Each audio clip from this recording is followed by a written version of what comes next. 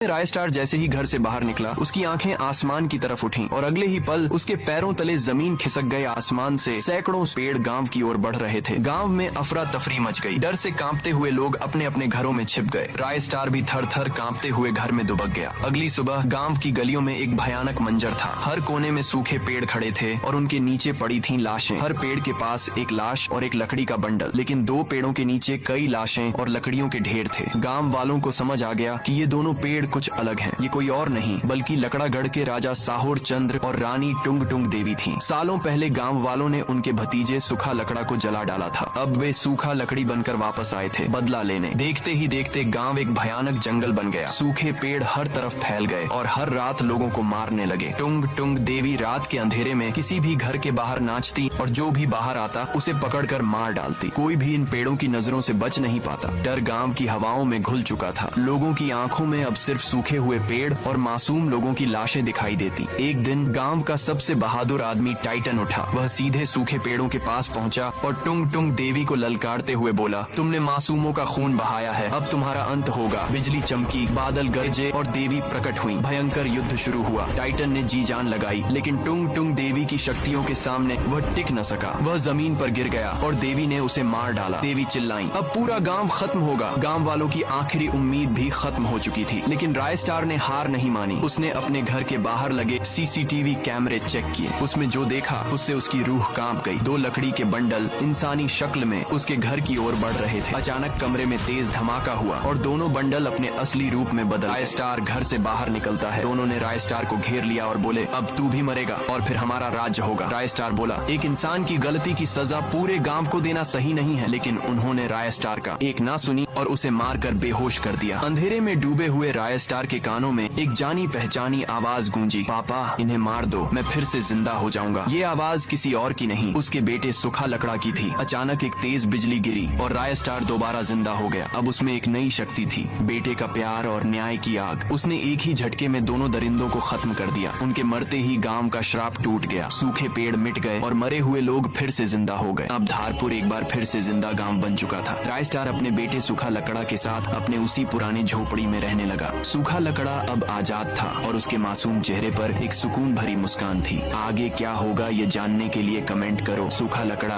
अभी जिंदा है।